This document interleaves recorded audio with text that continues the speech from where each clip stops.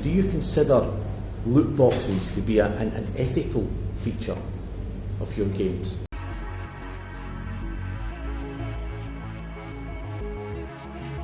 To disagree that there's evidence that shows it leads to gambling. Instead, we think it's like many other products that people enjoy.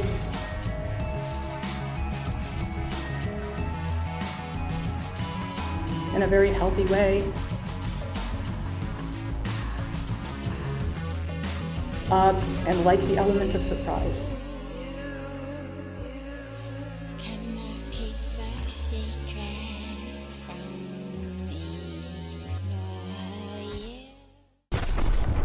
EA Sports. To the game. FIFA, now known as EAFC due to licensing. EA Sports' golden franchise has been going strong since 1993, selling more than 335 million copies over the past 30 years. Once a fun video game that simulates soccer, allowing kids to play with their favourite football players. Now a game run by incessive greed that promotes gambling to children. EA and many other companies, through their use of microtransactions, a form of in-game payment, prey on the addictions of children and young teens, artificially moving the goalposts to lure people into chasing a buzz and a high that is so frequently attributed to gambling. I should first introduce you to Electronic Arts, who, by their own definition, is a global leader in digital interactive entertainment, but by many others they're regarded as the worst company in America, which was an actual title that they held between 2012 and 2013. But how does EA's FIFA titles include gambling? Well, to answer that, you must first understand the game mode in which this occurs. In 2008, in the FIFA 09 title, EA introduced its brand new game mode, FIFA Ultimate Team. In this game mode, players collect and obtain cards through packs and use these cards to make their desired team. Cards have varying levels of both rarity and ability within the game. Sounds okay in theory, but with the addition of Ultimate Team in FIFA 09 came with it microtransactions.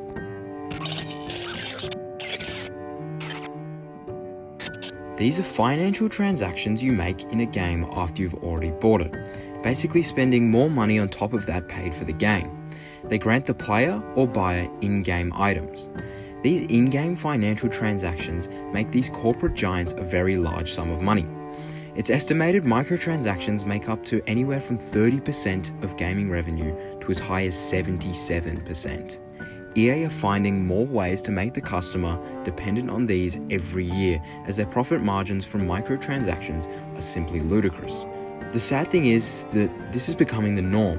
When asked about taking from their parents, kids say they don't even think about it. The purchases are giving the child an advantage, it's immersing them more in the experience, so then it takes away from the fact that they're spending money. Kind of disconnects what you're doing from what the actual cost is. Like, all you got to do is you got to click on however many FIFA points you want, the card details are already preloaded in and you just press buy and that's it. You don't even see anything about it. So it didn't really hit me until like a couple of years after, like the actual value of what I'd spent and like the actual cost that I'd put on myself. And what was the most you've ever spent? I think FIFA 21 in total was like $700 on top of the cost of the game. It's just so normalized that it doesn't feel like stealing or gambling, merely getting an item on a game. So much so, Belgium has banned these microtransactions altogether. Their perception of money is quite different because they're not involved in the workplace in the way that adults are, so the earning of that money, it doesn't have the same meaning. And probably very easy to spend those small amounts and for it to build up over time, and they're not understanding the significance of that spend. EA's favourite mode of microtransaction is the loot box system, which are also known in the game as packs. These microtransactions are incredibly dangerous as they are quite literally designed to entice you to gamble. The packs share very, very similar characteristics to what one might experience when using a slot machine or any sort of gambling. Only when you get a good player does loud music play and bright flashing lights come up. Your player even walks out onto the screen like it's a big deal. And the gaming that you're looking at and researching, it's even more accessible than a slot machine. It's bringing the gaming into the lounge room, into their private home. And making it a form of entertainment in that home, and really, I guess, then taking away the focus on the dangers. Whenever you open a pack, in your mind you're thinking, oh, what if I get that player? Like, there's a lot of excitement about the potential, and pretty much all the time you get disappointed, but you just keep going back because of just like, but what if I get this guy? How did it feel when you got a good player? Well, look, I'll be real, it was really good. Really good. First, there's the excitement of like, oh, now I get to build a new team around them, and you get to use them in the games, and then it's also like, wow, he's actually worth it. You spend the whole time on the game chasing that feeling, and getting it's bloody good. When we experience a win, it activates the reward system in the brain, and it releases a neurotransmitter or a chemical in the brain, if you like, called dopamine. And so every time we experience a win, it activates that reward system.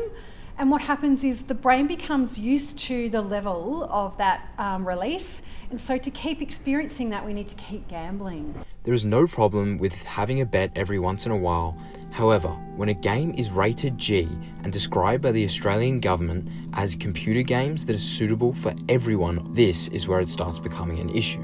The government themselves state that computer games containing simulated gambling, such as social casino games, will be legally restricted to adults with a minimum classification of R18+. Yeah, so gambling is dangerous for children because children's brains are still developing, and they're more vulnerable to change, and they're then more vulnerable to addiction and developing an addiction.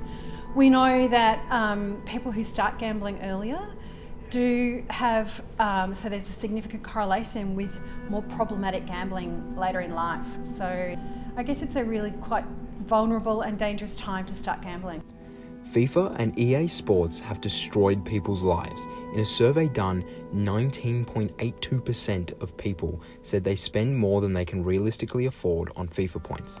And in a scene where 20% of gamers, approximately 618 million people, are below 18, this quickly turns very dark. I think it doesn't surprise me.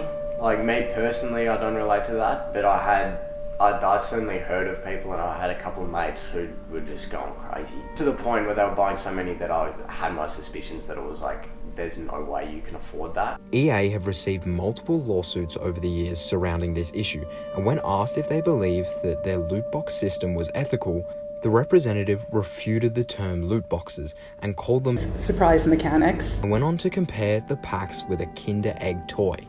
Kinder Egg toy, that's for, what, 4-year-olds? Kind of taking advantage of, like, little kids' impulses of just wanting, like, short-term things. So I think that actually reflects quite poorly on the setup of their game, the fact that they think that comparing a little $2 chocolate thing to something that can cost this much money for something you don't even get in real life, that's pretty shameless. EA use a psychological nudge to get players to buy these loot boxes, the fear of missing out on limited time items and deals. In 2014, there was only 6 promotional events where different types of cards were available. In FIFA 22, there were 24 different promotional events, meaning the opportunity for people to buy packs went from once every 2 months to once every 2 weeks. We can see a direct correlation as this is taken up every year, and EA's net revenue from Ultimate Team has gone up astronomically with it. And what do you make of the statistic that 93% of children who play video games, 40% of them have bought loot boxes of some form? I'm honestly surprised there's not more.